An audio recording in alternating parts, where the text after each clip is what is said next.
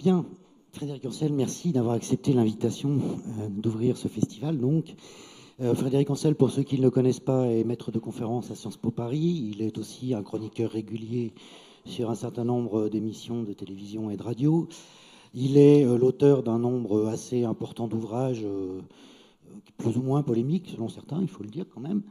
Il est l'un des auteurs de l'ouvrage qui fait office d'ouvrage du festival cette année, publié grâce à la collaboration d'Armand Collin, Les villes, lieux de conflit, ouvrage qui fera l'objet de communications ultérieures dans le festival.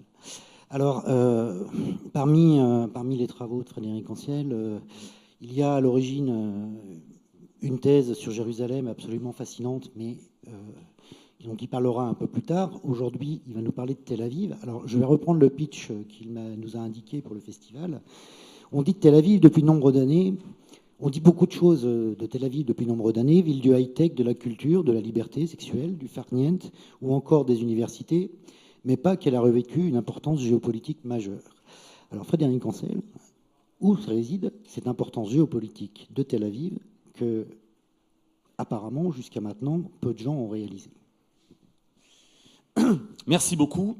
Je ne suis pas un garçon poli, donc ce n'est pas une formule de politesse, hein, mais merci infiniment de l'honneur que vous me faites, du privilège que vous me faites d'introduire ce colloque. J'étais venu il y a 2 ans parler de la géopolitique du printemps arabe et il y a 8 ans, je crois, pour parler d'autres choses aussi peu sérieuses que ce qui se passe au Proche et au Moyen-Orient. Alors de temps en temps, polémique, oui, il faut l'être. Hein. L'important, c'est l'honnêteté intellectuelle. Après le reste, vous savez, sur des sujets passionnels, on est toujours considéré comme un polémiste par celui qui l'est, mais qui n'est pas d'accord avec vous. Vous verrez si vous travaillez sur le Proche-Orient. L'Islande, moins, beaucoup moins. Le Proche-Orient, si, quand même. Donc merci infiniment. Je me permets, car je sais que vous m'en faites l'amitié, d'annoncer que j'organise depuis l'an dernier le 2e grand événement géopolitique qui a lieu en France, après bien évidemment celui de Grenoble. Je ne suis pas un faillot. Hein. Ce sont les rencontres internationales géopolitiques de Trouville-sur-Mer, et oui. Et le week-end de l'Ascension, les 27 et 28 mai, auront lieu les 2e rencontres sous le haut patronage du ministre de la Défense, consacrées, justement, c'est pour ça que je me permets de l'indiquer, au thème suivant, 1917-2017, les Occidentaux et le Moyen-Orient. Voilà, avis aux amateurs de vraie bonne géopolitique. Alors oui, c'est une vraie revanche sur Jérusalem quand même, hein, ce que vous m'autorisez à faire, parce que 4 ans à travailler sur Jérusalem, écoutez, je vais vous dire, au bout d'un moment, vous en avez assez. Hein. Pourquoi ? Parce qu'en réalité, ça ne change pas beaucoup. Le temps journalistique a prise sur Jérusalem, mais le temps brodélien, les temps longs, en réalité, par définition, il demeure. C'est un ancien maire adjoint de Jérusalem, alors Jérusalem l'israélienne, Jérusalem-Ouest bien évidemment, qui m'avait dit lorsque je faisais ma thèse dans les années 90, Meron Benvenisti, pour ne pas le mentionner, je lui avais dit, alors quelle est la solution à Jérusalem selon vous, cher monsieur? Et il m'avait répondu quelque chose qui m'avait paru tout à fait idiot à l'époque et absolument fulgurant aujourd'hui et depuis quelques années. Il m'avait dit, mais il n'y a pas plus de solution à Jérusalem qu'il y a de solution à la vie, car Jérusalem c'est une situation. Jérusalem est une situation, c'est exceptionnel. Alors derrière, vous pouvez ajouter situation conflictuelle, situation spirituelle, religieuse, situation d'instrumentalisation du religieux au profit du politique. Vous ajoutez ce que vous voulez. Mais oui, c'est une situation. Alors là, je vais vous parler d'une ville qui, effectivement, sur le plan géopolitique, passe, pardonnez-moi l'expression, passe à l'as. Tel Aviv, on y pense plutôt pour pour ses plages, pour ses loisirs, pour ses boîtes de nuit, parfois pour ses attentats. Bon, maintenant, aujourd'hui, qui remontent surtout aux années 90, en particulier ceux du Hamas, pour sa très grande liberté des mœurs, oui, c'est vrai, mais pas sur le plan géopolitique. Je vais tenter de vous démontrer le contraire en un laps de temps très court, puisque vous m'avez laissé que 3 heures, et par conséquent, je vais essayer de m'y tenir. Je commence à avoir peur, hein. Première partie, je n'ai que 2 parties. Première partie, les origines. Les origines, car les origines de Jérusalem, je mets quiconque dans cet amphithéâtre vénérable ici au défi, je mets quiconque au défi de me donner la date de fondation de Jérusalem. J'ai ma thèse dessus pourtant. Oui, peut-être une réponse ? Ah non, non. Voilà, formidable. Parce que moi, je ne l'ai pas. Il fallait me la dire avant, parce que ça fait 20 ans que j'ai soutenu ma thèse. En revanche, Tel Aviv, ah bah écoutez, c'est daté. Hein. Alors, c'est daté, mais au jour près. Nous sommes en 1909. Enfin, oui, c'est pas, on remonte pas. Là, pas besoin d'aller chercher les mannes de Fernand Braudel. Hein. 1909. Tel Aviv est créé. Premier point de ma première partie sur les origines. Qu'est-ce qu'est Tel Aviv à l'époque? Pourquoi Tel Aviv? Pour deux raisons. D'abord, parce que le mouvement sioniste, créé dans les années 1860, 70, 80 en Europe, avec son fondateur, enfin le fondateur de sa dimension politique, Théodore Herzl, souhaite bâtir un foyer national, le Yishuv en hébreu, qui deviendra par la suite un État. D'ailleurs, au début, on ne parle pas réellement d'État, on parle de foyer national. Bon, de toute façon, les Turcs ottomans avaient assez peu d'humour quand même à l'époque avec ce genre de revendications qu'ont fait les Arméniens. Mais enfin, foyer national, ça pouvait passer, c'est ce qui passera d'ailleurs par la suite avec le mandat britannique. Donc foyer national, et pour ce faire, on bâtit des structures, on achète des terres et on bâtit des structures. Et Tel Aviv, ça peut vous paraître étonnant, mais c'est la toute première ville sioniste. C'est-à-dire c'est la première ville bâtie par le mouvement sioniste. Pourquoi? Parce que bien évidemment, je vais y revenir, Jérusalem existe déjà depuis des lustres. Bon, Haïfa existe déjà, Tibériade depuis des lustres. Les campements bédouins du sud, ce ne sont pas des villes, et il n'y a pas de juifs à l'époque là-bas. Et donc Tel Aviv est une création littéralement ex nihilo sur le plan géographique et sur le plan historique. Et il faut bâtir une ville car les fameux kibbutz, qui sont d'ailleurs très contemporains. Le premier kibbutz, donc ce village collectiviste de type marxiste en fait, est bâti également en 1909 sur les bords du lac de Tibériade, de l'autre côté de la Palestine turque ottomane.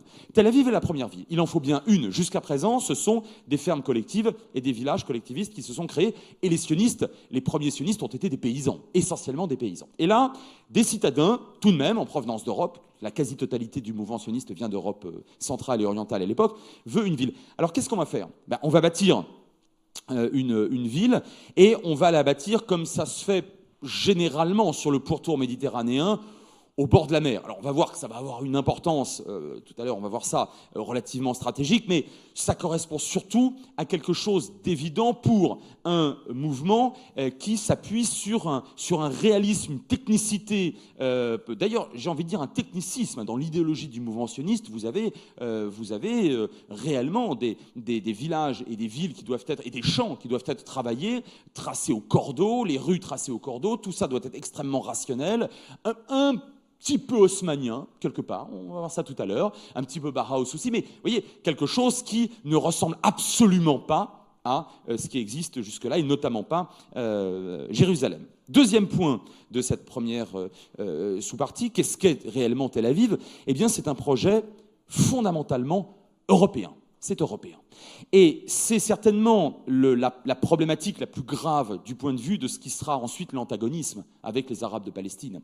On m'a souvent dit le conflit israélo-palestinien et le conflit israélo-arabe de façon plus large, aujourd'hui il n'existe plus, mais enfin le conflit israélo-palestinien, lui, il existe toujours, c'est le noyau dur du conflit israélo-arabe, et d'essence religieuse. Non, et d'essence culturelle. Pas culturelle tellement au sens de la gastronomie ou du vestimentaire, au sens où les représentations chères à mon maître, en géopolitique Yves Lacoste, les représentations sionistes sont fondamentalement européennes. C'est-à-dire, la religion passe derrière, et notamment derrière l'idée de nation. C'est à la mode à l'époque. Hein. Les sionistes, ils vivent dans leur environnement. Hein, et il y a une très grande porosité. Après le printemps des peuples de 1848, le sionisme apparaît comme d'autres nationalismes européens de l'époque, au fond. Bien. Donc, c'est très européen de ce point de vue-là. C'est très européen du point de vue architectural. C'est très européen du point de vue de la nécessité à la fois technique et économique, puisque cette ville, il va bien falloir qu'elle ait un hinterland, il va bien falloir qu'elle existe, il va bien falloir lui créer un port. Donc c'est quelque chose d'extraordinairement progressiste, entendez-moi bien, hein, au sens technique du terme. Je ne parle pas du côté moral, ou idéologique, au sens technique du terme. C'est un projet européen et c'est un projet qui va par conséquent se traduire par un mode de fonctionnement extrêmement européen. Comment on fait? Plusieurs dizaines de familles désireuses d'acheter un lopin de terre sur des dunes, car Tel Aviv, ne cherchez pas. Il n'y a pas la moindre tente bédouine, il n'y a pas de ruines romaines, il n'y a rien. c'est au nord de Jaffa, je vais y revenir. Il n'y a que des dunes, il n'y a rien. C'est sur l'actuel emplacement du littoral israélien, le centre israélien. Et on va décider que sur ce terrain qui a été acheté à vil prix parce qu'il n'est pas peuplé et il n'est pas très intéressant, notamment à cause des remontées salines, quelques dizaines de familles vont se porter acquéreurs. Comment on fait? On va distribuer les lots sur du hasard. Chacun pioche un numéro. J'ai le lot numéro tant, je me trouve donc sur la 4e maison. Enfin, pardon. Pour l'instant, il n'y a qu'une dune, il n'y a que du sable et des scorpions. Mais lorsqu'il y aura une maison, j'aurai la 4e. Je vous affirme que Tel Aviv s'est bâti sur cette base-là, avec un nombre de mètres très exactement équivalent entre chaque maison, avec en prévision des turbines et des cuves qui permettront bien évidemment à la ville et à chaque quartier et à chaque maison de chaque quartier de la ville de s'approvisionner. On laisse rien au hasard. Je ne parle pas des numéros. On ne laisse rien. Donc ça, si vous voulez, c'est un projet européen et j'insiste. Pourquoi? Parce qu'à quelques encablures, à quelques kilomètres, puis à quelques centaines de mètres, au fur et à mesure de l'extension de Tel Aviv, en son sud, eh bien à Jaffa, la population arabe de Palestine voit ça comme quelque chose qui est un greffon, qui ne correspond absolument en rien, ni population, ni architecture, ni plan d'occupation des sols, à ce qu'elle connaît, à ce qu'elle vit, à ce qu'elle entretient ici, depuis des décennies et depuis des siècles. Deuxième partie, toujours dans mes origines, ce que n'est pas Tel Aviv. Et ça, voyez-vous, c'est plus intéressant encore. Ce que n'est pas Tel Aviv. Tel Aviv, c'est pas Jérusalem. Vous avez bien fait de venir là, 4h30, ça dure qu'une heure, je vous rassure. Hein, c'est ça, alors là, vous ne perdez pas votre temps. Hein. Vous avez appris que Tel Aviv n'est pas Jérusalem. Tel Aviv, dans la vision, dans la représentation du mouvement sioniste, dont je rappelle que c'est un mouvement viscéralement laïque, à certains égards anticlérical, donc anti-rabbinique en quelque sorte, un mouvement qui a créé toute une série de villages collectivistes, je les ai cités, les kibbutz et les moshav, au pluriel kibbutzim, moshavim, dans lesquels il n'y a pas de synagogue, hein, au sein desquels parfois on fait pousser des cochons. Si vous voulez, l'État d'Israël d'aujourd'hui ressemble à certains égards à ce que Théodore Herzl a voulu en faire, mais qu'à certains égards, j'ai presque envie de dire à des égards minoritaires quand même. Hein. C'est-à-dire qu'il y a eu une transformation, une évolution, on n'est pas réellement là pour en parler, encore j'en dirai un mot en conclusion, mais le projet sioniste est très laïque. Et Tel Aviv est construite en opposition à ce qu'est Jérusalem. Théodore Herzl, il fait une visite en terre de Palestine, ce qu'il appelle Eretz Israël, la terre promise en Palestine turco-ottomane, en 1898. Mais il en dit dans son journal « Pique-pendre, ça pue. Il y a des foyers de choléra. » Oui, ce sont les Turcs ottomans hein, qui, depuis 5 siècles, gèrent Jérusalem. Je dis ça, je dis rien, c'est juste pour rappeler hein, qui sont les maîtres depuis 5 siècles de cet espace. Tout à fait abandonné au sein de l'Empire ottoman. 3e ville sainte de l'islam. Jérusalem, c'est laissé à l'abandon, c'est pauvre, c'est superstitieux. Autant d'ailleurs les juifs orthodoxes que les musulmans traditionnalistes, que les différentes chapelles chrétiennes, et Dieu sait s'il y en a beaucoup, sont perçus par ce colonial progressiste, c'est comme ça que je l'appelle, Théodore Herzl, qui vient d'ailleurs à Jérusalem en 1898, c'est l'été. Il est en haute forme, en chapeau noir, et en noir, bien sûr, bah oui, on s'habille en noir hein, quand il fait 40. Donc il vient là-bas, et c'est un Européen, il trouve que c'est absolument immonde, et il veut construire, à côté le mur de l'alimentation ne l'intéresse pas, c'est de la superstition pour lui. Et il veut construire un comble, avant, donc on est 11 ans avant la création de Tel Aviv. Il meurt en 1904, il ne verra pas Tel Aviv. Mais Herzl dit, ça c'est pas possible, hein. On va laisser aux superstitieux cette Jérusalem-là, et nous, juste à côté, on va construire une ville moderne. Et il en trace les plans, parce que ça l'intéresse. Et alors, c'est du Haussmann, c'est du... Oh, ça n'aurait pas été très joli. Hein. Bon, finalement, ça ne se fera pas, mais il y a des grandes turbines partout, il faut aérer les rues. Bon, enfin, c'est quelque chose qui ne correspond évidemment pas au paysage du cru et du lieu. Et c'est vraiment pour vous dire que Tel Aviv va être immédiatement une ville très laïque. Alors, il y aura des synagogues, mais c'est une ville très laïque. Peu de présence spirituelle, peu de présence rabbinique, c'est vraiment la ville du Ish Hadash, c'est-à-dire le juif nouveau. C'est celui qui abandonne un certain nombre de ses, à la fois croyances, superstitions, qui abandonne son obéissance aveugle au rabbin et qui va bâtir, qui va prendre son destin en main et qui va bâtir son État. Mais si vous voulez, encore une fois, c'est un projet bâti sur non pas sur l'exact modèle, mais en partie sur le modèle des États-nations d'Europe, d'où proviennent l'essentiel, encore une fois, on n'invente rien, l'essentiel des Juifs sionistes qui vont aller vivre en Palestine.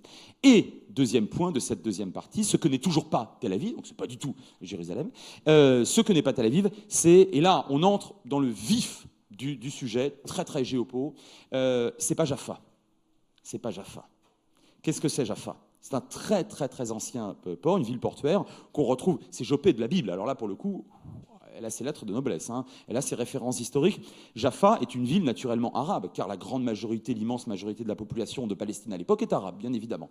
Jaffa est une ville portuaire, une petite ville portuaire arabe qui commerce avec toute la Méditerranée orientale. Très peu de hinterland. D'ailleurs, on est vraiment au commerce. C'est un petit peu, si vous voulez, un peu Beyrouth. On commerce un peu la Phénicie. On commerce vraiment on est ouvert vers la mer.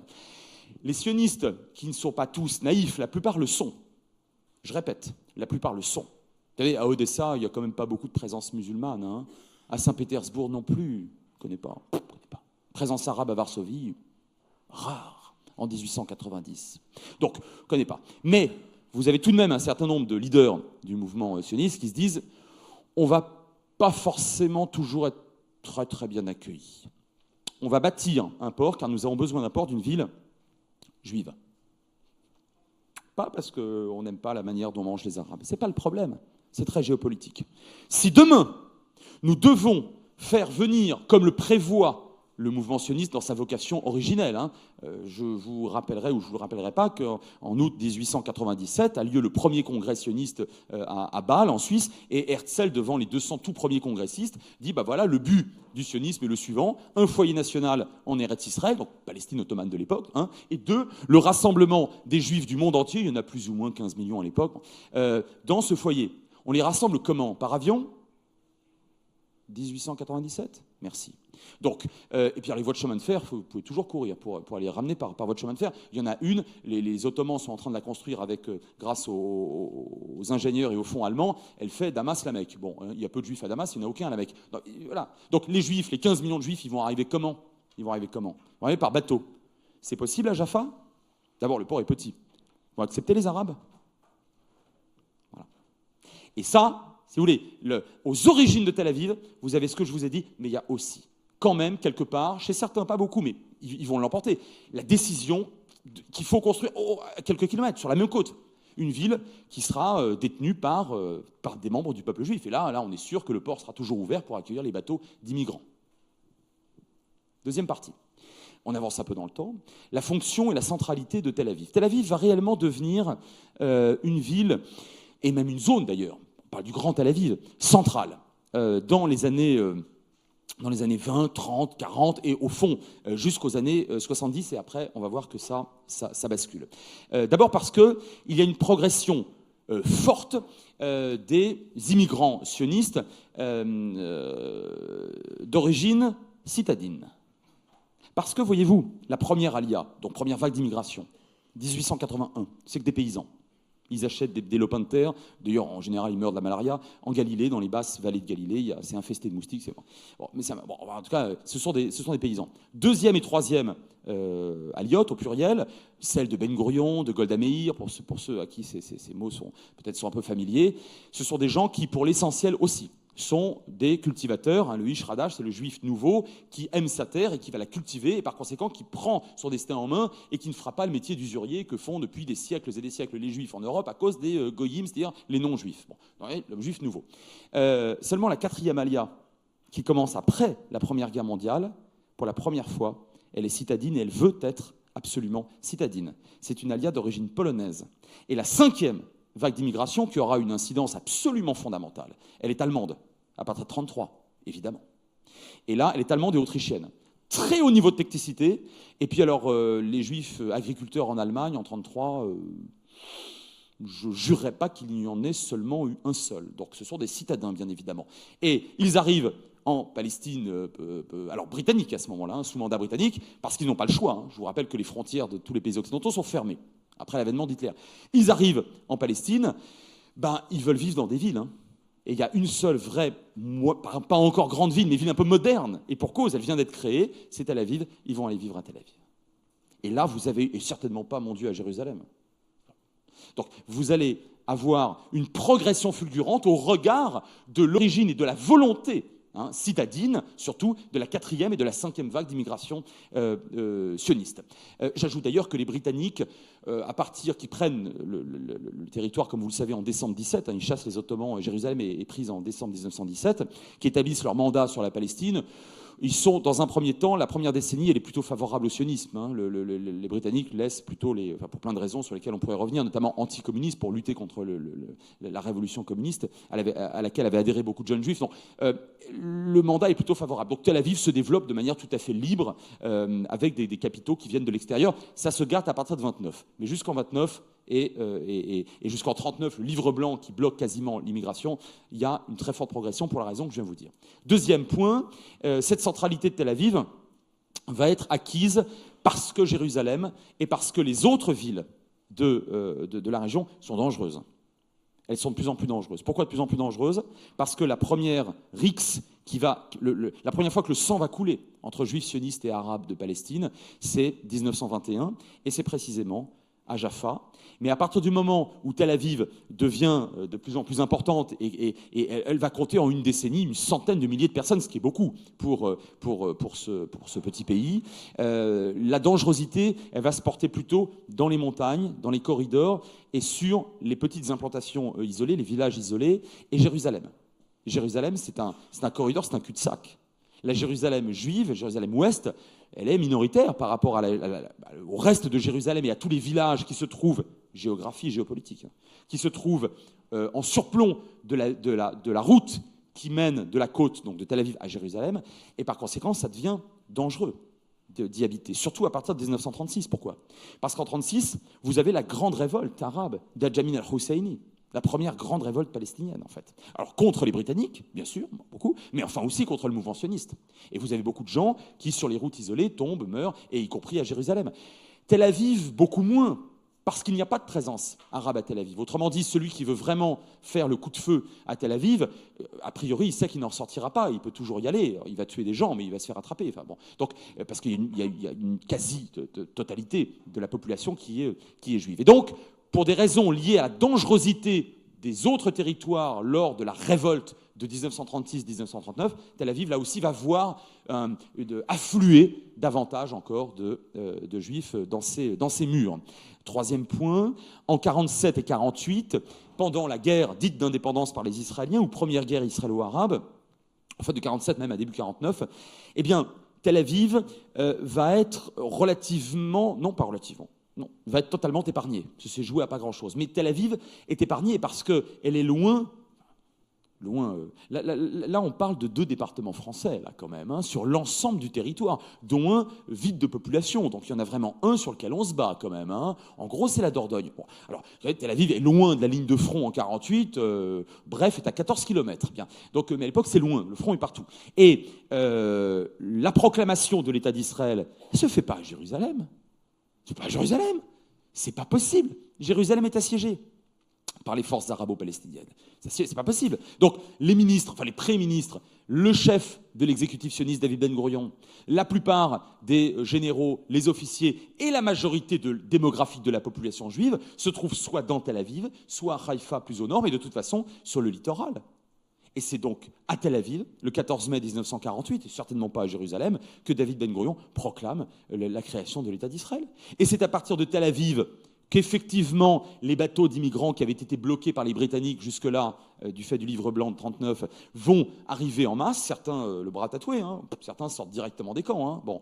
Et puis, on les projette au front, ou quand on les projette pas, on les forme très rapidement, et puis ils vont au front, parce que là, ça s'est joué à très très peu quand même en 1948. Bon. Eh bien, Tel Aviv est avec Haïfa, pour être honnête, parce qu'elle est sur le littoral aussi, la seule ville à n'avoir pas du tout été touchée par la guerre. On part au front se battre à Jérusalem, on monte au front, parce que Jérusalem, c'est à la côte 700, 750. Tel Aviv, c'est au bord de la mer. Bon. Donc, vous voyez, c'est l'importance à ce moment-là, effectivement, j'ai envie de dire militaire, de Tel Aviv n'est absolument pas négligeable, pas du tout. Alors, celle des kibboutz non plus d'ailleurs, hein, parce qu'ils résisteront bien, mais vous voyez, donc 47-48, la centralité de Tel Aviv devient absolument évidente, bien davantage que Jérusalem. Enfin, toujours dans la centralité, deuxième partie, hein, centralité Tel Aviv, après la guerre, dans les années 50, 60, allez, encore 70, mais surtout dans les années 50-60, eh bien, c'est le seul lieu en Israël où on peut un peu souffler, où on peut un peu s'amuser. Alors attendez, s'amuser, faut pas être trop exigeant hein, dans la qualité et le nombre des boîtes de nuit. Bon, mais à l'époque, c'est Ben Gourion au pouvoir, c'est un pays spartiate. Je rappelle que Ben Gourion ne veut pas de la télévision, il interdit les casinos. La jeunesse ne doit pas se corrompre, c'est une espèce de Sparte à l'époque Israël. Bon, alors on s'amuse pas beaucoup, mais on s'amuse un peu. Il y a quelques salles de cinéma, autant de choses qui n'existent pas dans le reste d'Israël. Donc, quand on a été sur le front du Sinaï, un front froid dans les années 50-60, hein, sauf Suez, bon, puis après la guerre des 6 jours, mais jusqu'en 67, qu'on était consigné ou qu'on a bossé dans la semaine à Jérusalem, qui est un cul-de-sac. À l'époque, la Jérusalem-Est était encore jordanienne, et il y a un corridor qui serpente jusqu'à la Jérusalem juive. Enfin, c'est loin. Et puis, encore une fois, il y a les rabbins. Bon, alors, quand on en a assez, on va passer son week-end. C'est 1 heure de route, hein, 1 heure, hein, et c'est l'autre côté du pays, 1 heure. On va passer son week-end ou l'après-midi sur la plage à Tel Aviv. On souffle et on est bon, on prend et c'est là qu'on peut un petit peu quand même sortir et s'amuser. Et donc cette centralité, j'ose même pas l'appeler culturelle, bon, je sais pas comment dire, sociétale, elle existe encore jusqu'aux années 60 et dans une moindre mesure 70. Mais, et c'est la deuxième partie de mon deuxième chapitre, puis je conclurai, puis je passe bien sûr aux questions, débats, remarques, insultes, bon, n'hésitez pas. Attention, il me défend, attention. J'ai l'habitude. Néanmoins, vous savez, comme on dit, quand on fait à Sciences Po, c'est toujours oui mais, non mais, sinon on a une mauvaise note. Donc, mais. Centralité qui n'est pas si centrale que ça et surtout qui va être perdue. Moi, j'affirme qu'aujourd'hui, la centralité de Tel Aviv, à mains égards, est déjà pratiquement perdue. Vous allez voir pourquoi, par rapport à Jérusalem. D'abord parce que sur le plan économique, sur le plan technologique, sur le plan industriel, c'est Haïfa qui va l'emporter.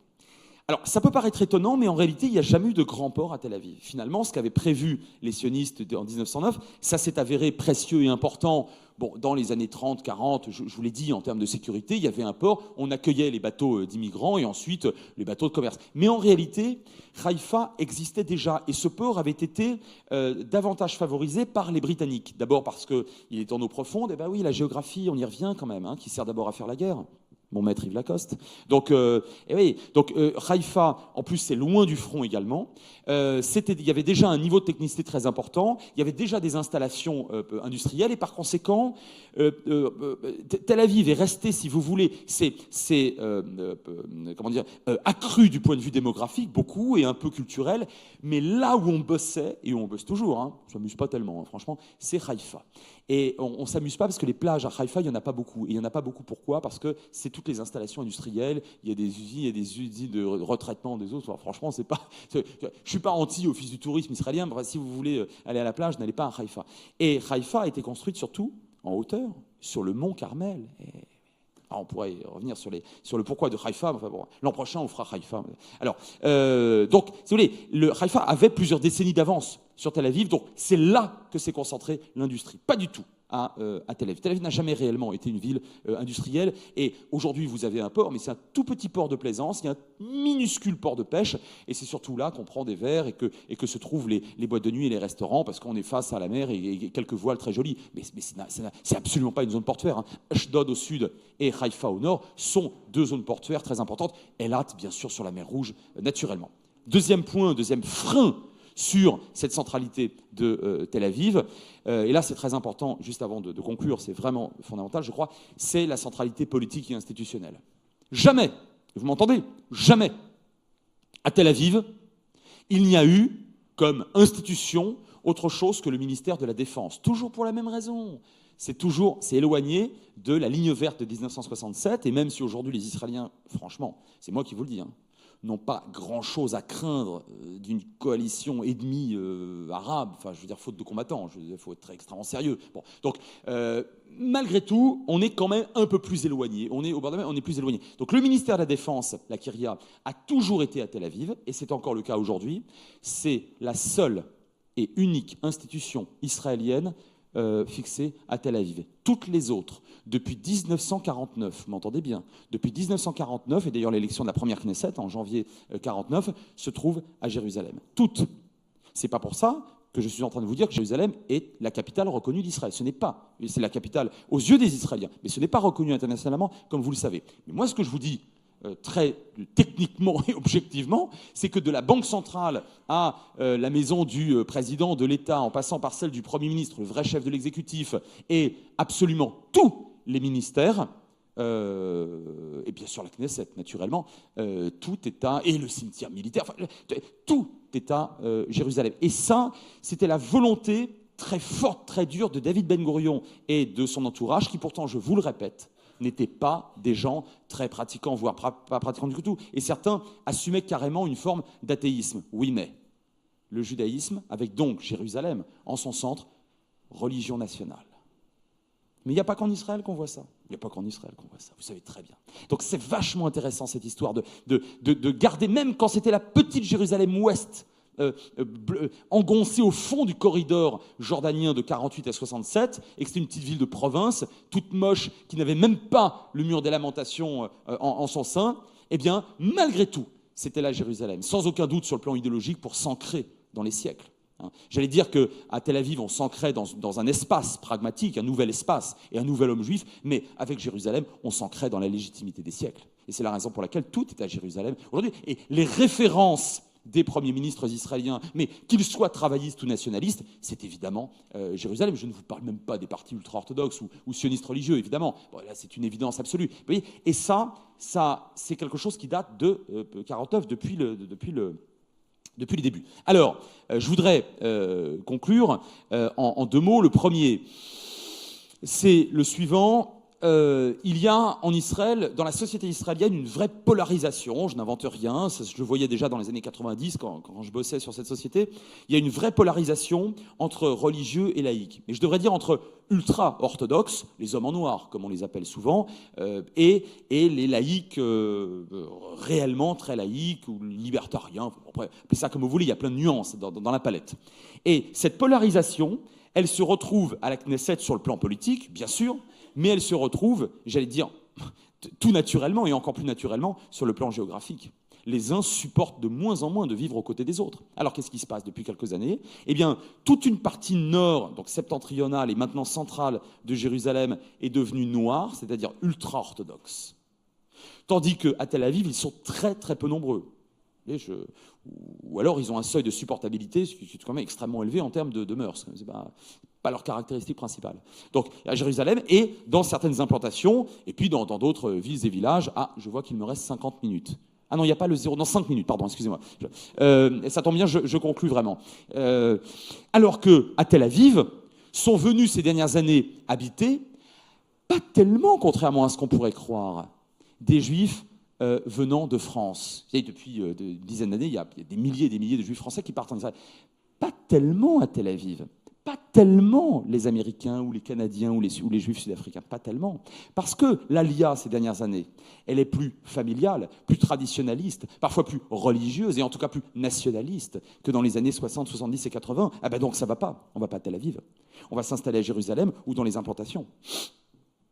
En revanche, Tel Aviv, ces dernières années, a gagné beaucoup d'habitants qui provenaient d'où, je vous le donne en mille, de Jérusalem, qui en avaient ras-le-bol, qui en avaient marre de la pression religieuse ou d'ailleurs simplement conservatrice de Jérusalem, qui voulaient s'amuser, qui ont créé des bars, des boîtes de nuit, qui ont créé des cinémas, qui ont créé des salles des festivals, qui ont créé des salles de spectacle, qui ont créé une espèce de vrai lobby, c'est pas un gros mot, hein. En France je sais que c'est un gros mot, enfin, de lobby en faveur de festivités de plus en plus libertaires, on va les appeler comme ça, avec en particulier alors les marches des fiertés, comme on le dit. Alors ils essaient de les faire passer à Jérusalem, c'est quand même c'est tendu quand même. Bon, c'est extrêmement tendu. Tel Aviv, c'est du petit lait. Tel Aviv, c'est bon, et c'est devenu aujourd'hui l'une des premières villes au monde en termes de fréquentation de groupes à la fois patchés, donc pacifistes, et aussi de groupes ou de gens ou d'organisations homosexuelles.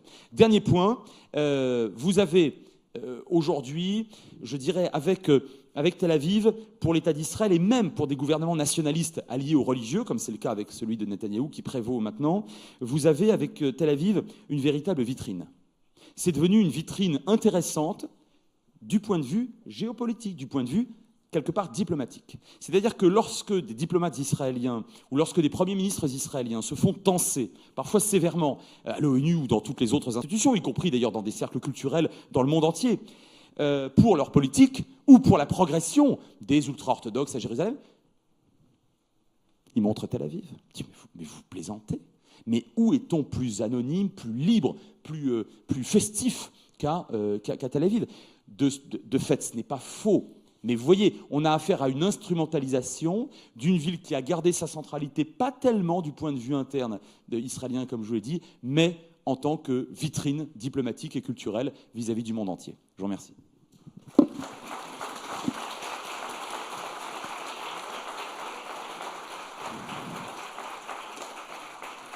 Je ne dirais qu'une chose, waouh.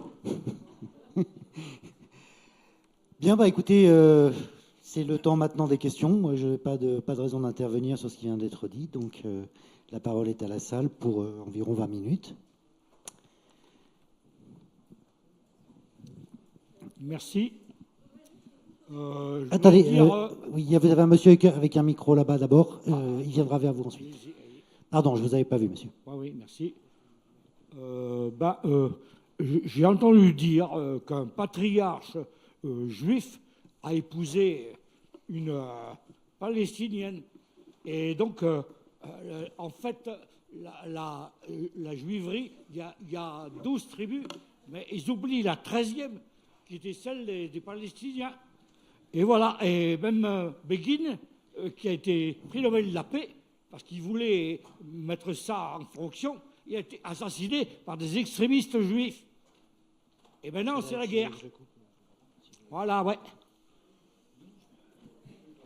Voilà.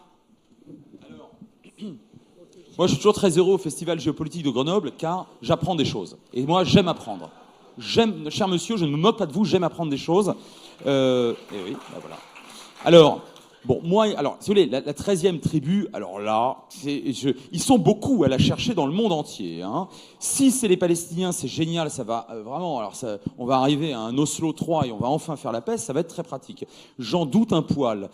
Si c'est des tribus situées dans le Caucase, comme l'affirment certains, ou aux confins du Pakistan, ça va énerver les Caucasiens et les Pakistanais. Je vais vous dire, je ne sais pas. Le patriarche qui épouse une Philistine à l'époque, je ne suis pas certain qu'il ait réellement vécu et en tout cas, il a été apprécié par ses camarades. En tout cas, après la fin de l'exogamie, vous savez que les talmudistes interdisent l'exogamie, donc là, on est dans les premiers siècles, donc je ne sais pas de quel patriarche il s'agit, mais je n'en ai jamais, malheureusement, entendu parler.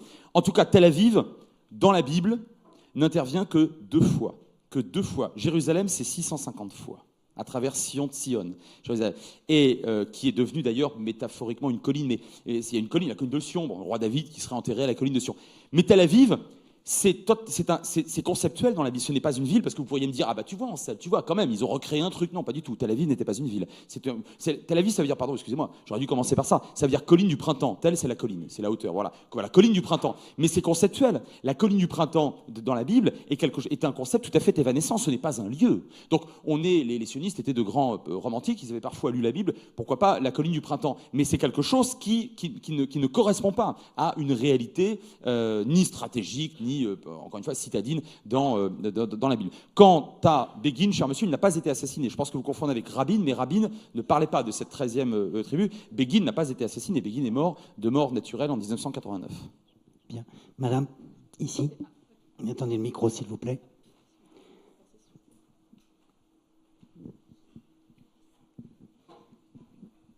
Bonjour Monsieur Hensel, je voudrais une précision historique. Vous datez la fondation de la ville 1909, donc c'est la fin de l'Empire ottoman, si j'ai bien compris.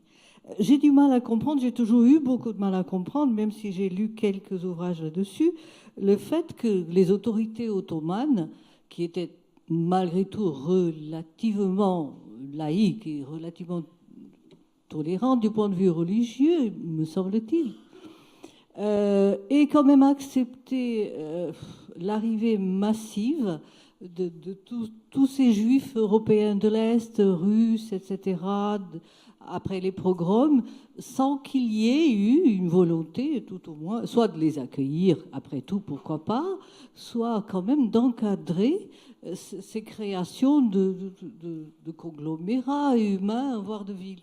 Voilà, merci de m'expliquer ça, parce que j'avoue que je n'ai jamais pas bien compris cela. Alors, merci pour votre question. En quelques instants seulement. D'abord, je ne suis pas un spécialiste de l'Empire ottoman, mais sur cette période, je pense pouvoir vous répondre en quelques phrases. D'abord, vous dites arrivée massive, mais ça, c'est une construction a posteriori. Parce qu'aujourd'hui, vous avez 6,5 millions de juifs en Israël, 8 millions d'Israéliens de façon générale. Ça paraît beaucoup. C'est beaucoup, mais à l'époque, la première alia, par exemple, celle de 1881, qui échoue pour l'essentiel à cause de la malaria, c'est entre 1500 et 2000 personnes. En 2 ans. C'est très faible. Vous avez déjà un peu plus de 300 000 personnes qui habitent sur place. C'est très faible. La deuxième alia, c'est 4 000 personnes. La troisième, on n'en sait trop rien. C'est environ 4-5 000 aussi. Alors, c'est pas négligeable. Hein. Et puis, alors, d'un point de vue extraordinairement pointu, si vous voulez, face à, quand vous lisez Arthur Koestler et la tour d'Ezra, face au village arabe, c'est beaucoup, parce que tout d'un coup, il y a 100 ou 200 Européens prétendument juifs, en fait, ils sont vus comme des mutants, pas des vrais juifs. Bon, ils mangent du cochon, ils se mélangent avec les femmes, ils ne sont pas vus comme des vrais juifs, ils n'ont pas de synagogue. Bon. Donc, 200 Européens, et là, pour le village arabe, ou pour les villages, c'est beaucoup. Mais du point de vue ottoman, avant la chute en 1917, c'est faible. Ça, c'est la première chose. Deuxième chose, ces gens-là n'arrivent pas avec des armes. Bon, ils n'auraient pas pu, c'est évident. Et ils n'arrivent même pas réellement avec des revendications territoriales. Pensez bien, la première alia, c'est 1881. Herzl, c'est 1897. Et encore, que dit Herzl ? Nous allons créer un foyer national en coopération avec les puissances déjà existantes. Donc, en fait, et d'ailleurs, il rencontre Abdulhamid II, le sultan rouge. Il le rencontre, bon, ça ne marche pas, hein, évidemment, enfin, Abdulhamid ne l'accueille pas à bras ouverts, mais il ne les conduit pas. Et troisième point extrêmement, je crois, prosaïque, l'Empire turc-ottoman a cruellement besoin d'investissement. Nous sommes, donc ils prennent les investissements allemands, mais quand Herzl vient voir Abdulhamid en lui disant, voilà, nous allons investir, nous allons créer des villes, nous allons créer des ports, nous allons créer de l'industrie, des voies de chemin de fer, Abdulhamid, a priori, est intéressé. Et il est intéressé parce que Herzl est un juif. Qu'est-ce qu'il se dit, Abdulhamid ? Chouette ! Un juif, il a forcément de l'argent, il vient me proposer le soutien ou l'aide, c'est vrai ce que je vous dis, l'investissement de banquiers anglais, allemands, français, éventuellement américains, il n'y en a pas beaucoup à l'époque, mais bon, et je vais pouvoir en bénéficier. Or, Herzl, il est seul. Rothschild un tout petit peu, mais presque pas. Les banquiers juifs d'Europe occidentale, et pour cause, sont tellement bien intégrés, assimilés, patriotes, et dans les pays respectifs dans lesquels ils vivent, qu'ils ne veulent surtout pas avoir affaire avec ces turluberlus à longue barbe qui parlent d'un peuple juif dans un bout de désert. C'est un peu le syndrome de Dreyfus. Hein. Donc à l'époque, donc Herzl, il a très très très peu de moyens. Et lorsqu'Abdulhamid s'en aperçoit, il le laisse tomber. Alors pourquoi c'est quand même accepté ? Parce que les terres, elles sont bien achetées tout de même par des fonds, mais ce sont des terres qui ne sont pas valorisées et qui ne valent pratiquement rien. Alors si vous n'avez pas de menace militaire, vous n'avez pas de menace démographique parce que ça ne concerne que de tout petits effectifs de quelques milliers de personnes. Si la majorité de ces gens-là ne vont même pas habiter dans la vieille ville de Jérusalem, où ça pourrait être chaud avec les lieux saints, au fond, vous laissez faire. Mais dernier point, pour vous répondre, entre 1914 et 1917, le Yishuv, donc le foyer national juif, a failli disparaître. Et il a failli disparaître, d'abord évidemment il n'y avait plus un seul immigrant qui entrait, forcément, mais il a failli disparaître parce que ce foyer juif a été mis en coupe réglée. Il y a eu des foyers de dizaines de famines, parce que les Ottomans pillaient et racketaient l'intégralité des pauvres moyens dont disposaient ces gens-là. Pour être très honnête, on ne peut pas qualifier cette politique de politique antisémite, parce qu'en réalité, tout le monde était rançonné par les Ottomans à l'époque. Sauf que le mouvement sioniste était squelettique à l'époque. Et il s'en est fallu très peu. En 1917, vous avez des centaines de gens qui ont péri, qui sont morts de maladie ou de faim. Il y en a d'autres qui ont réussi à quitter la Palestine et à partir notamment vers le Liban, on vivait un tout petit peu moins mal parce que les conditions étaient devenues terribles. Les Bédouins étaient rançonnés aussi. Donc les Bédouins, qu'est-ce qu'ils faisaient? Ils pillaient, ceux qui pouvaient rançonner. Et les Juifs, à l'époque, n'ont pas une seule arme. Donc non, les Ottomans ont pu être aussi extrêmement durs vis-à-vis de cette population, pas seulement. Et donc ça s'est arrêté en 1917, de toute façon, avec la chute face aux Anglais. Une question là-haut. Oui, bonjour, Monsieur Ancel, Benjamin Toubol de l'Institut français de géopolitique. J'aurais deux petites questions rapides pour revenir sur la centralisation de Tel Aviv. Aujourd'hui, on voit Tel Aviv comme un pôle d'innovation technologique, avec un pôle de start-up, en fait, de création de multitudes de start-up européennes, américaines et même nationales israéliennes. Donc j'aurais aimé savoir comment... Est-ce que Tel Aviv, en fait, émerge, se crée une nouvelle centralité par rapport à Haïfa, et de ce fait concurrence Haïfa à ce niveau-là? Et deuxième question rapide, on parlait de l'immigration des Juifs d'Europe de l'Est. Qu'en est-il alors de l'arrivée massive des Juifs d'Afrique du Nord et des pays du Mashrek qui sont arrivés dans les années 50 et 60 dans les autres villes? Est-ce que ça a créé un phénomène de balance avec les autres villes par rapport à Tel Aviv? Merci. Excellente question. Normal, vous avez tous entendu, Institut français de géopolitique. Non. Alors, donc, trois choses. D'abord, oui, bien sûr, la Silicon Valley en Israël, elle est à Tel Aviv, ou plus exactement sur les pourtours de Tel Aviv. Si vous voulez, Tel Aviv intramuros, la ville avec ses quelques rares immeubles Bauhaus, avec sa vie un peu nocturne, c'est tout petit, c'est tout petit, c'est vraiment une petite ville. Et en revanche, l'agglomération, elle, qui a été bâtie par la suite, à partir notamment des années 50, là oui, elle accueille notamment avec l'université, avec 2 universités et plusieurs musées, là oui, elle accueille vraiment la Silicon Valley, ainsi que ses tours. Alors le quartier des diamantaires aussi, Israël, je crois, est le 2e ou 3e pays au monde en termes d'exportation de taille de diamantaillés, donc c'est une très forte plus-value, et une activité à forte plus-value. Et puis vous avez ces tours plus folles les unes que les autres, très très post-modernes, qui effectivement accueillent énormément de start-up. Donc oui, vous avez raison, de ce point de vue-là, Tel Aviv, sur le plan technologique, oui, Tel Aviv, c'est la centralité en Israël. Bien sûr, incontestablement. Pour le coup, c'est absolument pas Jérusalem qui d'ailleurs n'en veut pas. Ne veut pas. Le maire, peut-être oui, la majorité de la population ne veut pas. Si vous mettez les ultra-orthodoxes et les Arabes palestiniens ensemble, ils veulent vivre tranquillement et non pas avec des start-up et des nouveaux buildings absolument partout. Ça, c'est certain. Donc oui, bien sûr, de ce point de vue-là, c'est une vraie centralité. Deuxième point, Haïfa et Ashdod sont des villes tout de même très modernes, et notamment Ashdod, au sud, qui a dépassé Haïfa en termes de tonnage. Donc vous avez la quantité de bateaux qui vient y mouiller et de conteneurs qui sont transbordés. Pourquoi? Notamment parce que vous avez tout un trafic maritime, je veux dire un trafic du commerce, avec l'Inde, la Chine et d'autres pays de l'océan Indien, qui remonte Bab el-Mandeb, donc la mer Rouge, le détroit de Tiran, qui arrive à Eilat. Alors Eilat, c'est 9 km de côte, ce que mon grand frère, grand géopolitologue, François Toile, appelle la bi-océanité, bon là c'est la bi-maritimité plutôt, a permis à Israël d'avoir un accès pas seulement à la Méditerranée, mais à la mer Rouge, comme vous le savez. Bon. Et du port d'Eilat au port d'Ashdod, qui se trouve au-dessus de la bande de Gaza, donc sur la Méditerranée, vous avez 200-300 centaines de kilomètres, et il y a énormément de marchandises qui transitent par là. C'est globalement moins cher que de passer par le canal de Suez. Et puis les Israéliens préfèrent, pour des raisons évidentes, autant que ça leur rapporte à eux qu'aux Égyptiens. Bon. Et de ce point de vue-là, Ashdod connaît un trafic double maintenant, de la part provenant de l'intérieur finalement, et d'une autre mer, et de la Méditerranée.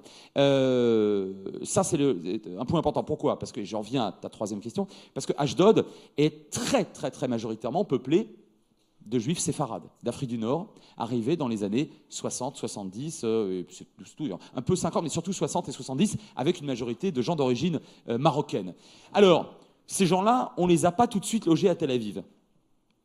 Bon, comme d'habitude, je vais me faire engueuler, en plus c'est filmé. Pourquoi ne les a-t-on pas logés à Tel Aviv? Bon, allez, on va être sympathique, on va dire qu'il n'y avait pas beaucoup de place.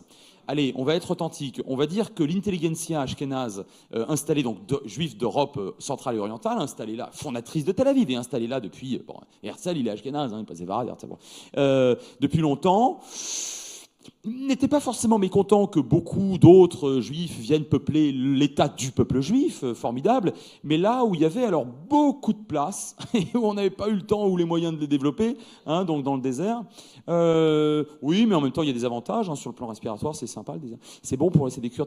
Et ben, on va créer des villes, alors Beersheba, Ashdod, est créé quasiment de toutes pièces. Ashdod. Bon, pour être honnête, il y avait un tout petit village. C'était tout petit, Ashdod. C'est devenu une grande ville maintenant. Oh oui, bah c'est séfarade, ne cherchez pas. Beersheba, c'était un campement bédouin en 1949. Hein. Fin 48, début 49, lorsque la ville est libérée, enfin conquise ou libérée, appelez ça, ou occupée, appelez ça comme vous voulez. En tout cas, conquise, militairement, je suis objectif, par les forces juives, sionistes, dirigées d'ailleurs par un Français chrétien, non juif à l'époque d'ailleurs, intéressant. T'as des diffres qui considèrent qu'il avait une dette vis-à-vis du peuple juif, donc il a pris la troupe en main. Lui, il était expérimenté, il avait été au FFL et il libère Beersheba en 48. Enfin, peu importe, parenthèse fermée. En tout cas, Beersheba, grande majorité de juifs séfarades aujourd'hui. Bref, le sud du pays, c'est des villes. Alors là, l'installation a été extrêmement difficile, très éprouvante, et ils en ont conçu une vraie rancœur. Hein. Donc Tel Aviv aujourd'hui est encore une ville, ça se voit sur beaucoup de faciès, bien sûr sur l'architecture, c'est une ville majoritairement ashkénaze. Haïfa est une ville très majoritairement ashkénaze. Les ultra-orthodoxes pour la plupart le sont aussi, mais le reste des villes et le reste de la population est soit russe, ce qui est un cas encore à part, soit bien sûr séfarade, et notamment en provenance du Maroc. On va prendre la dernière question. Tout à fait. Ok, bon, c'était la même. Bon, bah. Bonjour, tout d'abord merci pour votre intervention. Là, à gauche.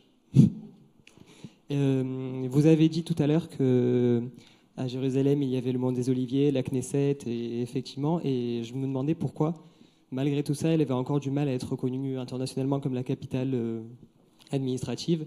Et si le fait que Donald Trump compte déplacer son ambassade à Jérusalem et plus à Tel Aviv peut être considéré comme un tournant, et est-ce que ça peut changer la vie de la communauté internationale?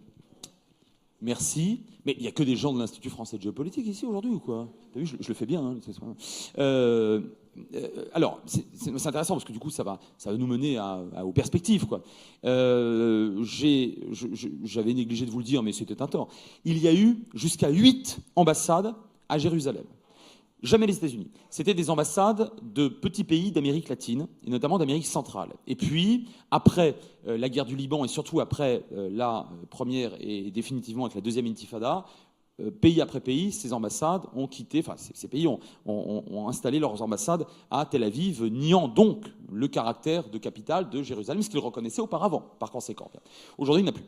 Je crois que la dernière, ça va être, je crois, le Costa Rica ou le Honduras. Bon, il y a quelques années, ils sont partis à Tel Aviv. Alors maintenant, donc évidemment, les ambassades sont à Tel Aviv. Il n'y a aucune ambassade aujourd'hui donc étrangère à Jérusalem. D'abord, il n'y a pas de reconnaissance internationale pour une raison historique, juridique, institutionnelle évidente, le corpus separatum. Le 29 novembre 1947, contrairement à ce que la grande majorité des gens disent, peut-être par facilité de langage, l'ONU ne partage pas la Palestine en un État juif et un État arabe. L'ONU partage la Palestine entre un État juif, un État arabe et un corpus separatum. Jérusalem et Bethléem, ne l'oublions pas, car les Britanniques étaient de fiefs et roublards. Jérusalem, je vais vous dire pourquoi, et Bethléem, c'était un corpus separatum qui appartenait à la communauté internationale. Bien sûr, les Anglais se proposaient généreusement de le gérer. Hein, donc ce corpus separatum. Pourquoi Jérusalem et Bethléem? Parce qu'à Bethléem, il y avait une majorité relative de chrétiens. Et donc les Anglais, gros malins, tout excellent, une admiration géopolitique pour les Britanniques, se disaient, bon ça n'a pas marché là, mais se disaient, les opinions occidentales, majoritairement donc chrétiennes, vont se dire, bon, oui, il vaut mieux que ce soit un État chrétien qui gère les deux villes, la ville de la naissance du Christ et Jérusalem, bon, ça n'a pas marché. Et donc du coup, l'ONU n'a jamais accepté les modifications de statut. C'est vrai pour Israël avec l'annexion de la partie orientale, donc ex-jordanienne de la ville, le 27 juin 1967, mais c'était vrai aussi, ne l'oublions pas, pour l'annexion jordanienne de 1951, qui a été reconnue seulement par 2 États au monde, la Grande-Bretagne et le Pakistan, bon, les 2 alliés, quoi. Bon, mais pas du tout par l'ONU. Donc toute modification, pour être honnête, c'est pas que anti-israélien, toute modification depuis ce plan de partage qui ne revient pas au respect du corpus separatum n'est pas validée par l'ONU. Et ça ne le sera pas. Ensuite, plus politiquement et plus prosaïquement, ce n'est pas reconnu parce que la Ligue arabe a réussi quand même soutenu par l'URSS et le bloc de l'Est pendant 40 ans de guerre froide, évidemment, a empêché ça et à vouloir gêner Israël. Israël était dans le camp occidental, évidemment. Enfin, en tout cas, il était très proche des Américains.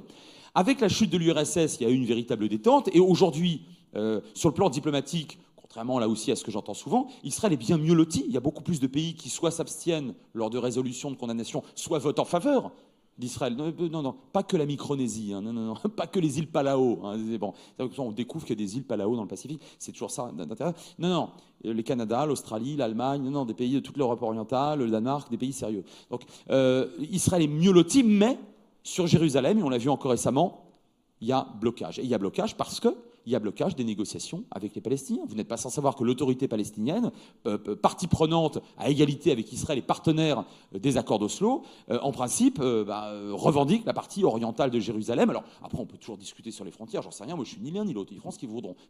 Mais enfin, on est dans un vrai blocage de négociations qui, elles, pour le coup, ont été parrainées, validées par les Nations Unies. Je parle toujours des accords d'Oslo. Par conséquent, on ne va pas valider la revendication ou carrément la prise de position des uns ou des autres, et donc pas des Israéliens. Vous voyez, donc il y a deux raisons. Enfin, Trump, je vais vous dire quelque chose qui va sur lequel je vais nécessairement avoir raison, puisque j'avais annoncé la victoire d'Hillary Clinton. Alors, Trump, je vais vous dire, non, je sais pronostiquer. Donc, Trump, ce qui est terrible, et je le disais à mon ami et ma maître, l'une de mes maîtres à l'IFG, Béatrice Gibelin, tout à l'heure dans le train, je lui disais, ça a été très peu repris dans les médias, et même dans les médias et dans les revues géopo spécialisées. Hein. Ça a été peu repris, mais le dernier voyage, le dernier pèlerinage diplomatique, le voyage de Benjamin Netanyahou à Washington, a été tout de même quelque chose de tout à fait nouveau. Il y a eu une nouveauté. La nouveauté, c'est pas du tout que le Premier ministre israélien dise félicitations, formidable, c'est extraordinaire, vous soyez qui que vous soyez, extraordinaire, vous soyez élu. Alors vraiment, j'ai toujours été pour vous. Bon, les F-35, on commence à en parler un peu. Mais ça, c'est logique, après tout, chacun défend son. C'est pas ça. Netanyahou, il a fait du Netanyahou. Mais Trump n'a pas fait du tout ce qu'ont fait tous ses prédécesseurs. Tous, vous m'entendez. Mais même Clinton, mais même Bush fils, pour vous dire quand même, hein, même Ronald Reagan. Il est allé au-delà. Netanyahou n'a jamais dit il n'y aura qu'un seul État, une grande Palestine, et puis c'est tout, ça suffit l'État palestinien, on annexe, on n'en parle plus. Il n'a jamais dit ça. Je ne vous dis pas qu'il ne l'espère pas, je n'en sais rien. Il ne l'a jamais dit. Et il a même dit exactement le contraire. Il s'est engagé devant les Nations Unies lors d'une conférence importante en juin 2009, celle qui a immédiatement succédé à la fameuse conférence du Caire de Barack Obama, où il exigeait Netanyahou d'en finir avec les importations. Donc là, le Netanyahou, il a été pressuré à l'époque. Il a dit il y aura deux États et l'État palestinien sera souverain, militarisé, démilitarisé. Enfin, il a dit souverain. Il l'a dit officiellement. Il a été réélu il y a un an chef du gouvernement israélien, enfin, désigné après l'élection du Likoud, sur cette base-là des deux États. Donc il va voir Trump. Bon, il lui dit, en substance, n'exercez pas de pression sur nous, c'est de la faute de Mahmoud Abbas. Oui, bon, il dit ce qu'il veut, le Netanyahou, c'est son truc. Mais qu'a répondu le président américain? Vous tapez en 2 clics, vous avez en substance ce que je vous dis, vous pouvez vérifier. Il a dit, écoutez, quel que soit le choix des uns et des autres, des Palestiniens et des Israéliens, vous négociez entre vous, quel que soit le choix, ce que vous aurez préféré, eh bien, je vous encouragerai. Oui, enfin donc, ça veut dire la chose suivante. S'il n'y a pas de négociation, s'il n'y a pas de reprise, malheureusement, court terme, malheureusement, s'il n'y a pas de reprise des négociations, il est bien clair qu'il n'y aura pas d'État palestinien. Donc il y aura un seul État, l'État d'Israël, le reste, ça sera autre chose. Pas Israël, je crois qu'Israël n'annexera pas la Cisjordanie, mais enfin, je peux me tromper, mais enfin, à mon avis, ils les annexeront pas. Mais ce qui est sûr, c'est qu'il y a bien un État d'Israël. Il n'y a pas pour l'instant, il y a une autorité palestinienne, mais il n'y a pas d'État. Alors, il y a un État de Palestine reconnu depuis 2012 par le Conseil de sécurité, mais pas membre des Nations Unies. Enfin, l'effectivité sur place, elle n'existe pas réellement. Bon. Et si Trump dit ça, faites ce que vous voulez. Et finalement, si c'est un seul État, c'est très bien. C'est la remise en cause profonde, la remise en cause absolue de l'un des fondamentaux de la diplomatie américaine depuis 1947. Et ça, c'est nouveau. Et je dois dire que ça a été très très peu signalé, ça a été très peu commenté. Un président américain est allé au-delà de la demande d'un Premier ministre israélien. Merci Frédéric Ancel, merci au public pour ces questions. Je vais vous laisser... Je vais vous laisser rejoindre la librairie. Les lecteurs de Frédéric Ancel pourront le retrouver sur le centre de dédicace dans quelques instants. Nathalie Bellost va vous y emmener. Katia va introduire l'événement suivant, je crois. Bonne continuation. Moi, je ne vous revois pas a priori pour ce soir, mais je vous retrouverai demain.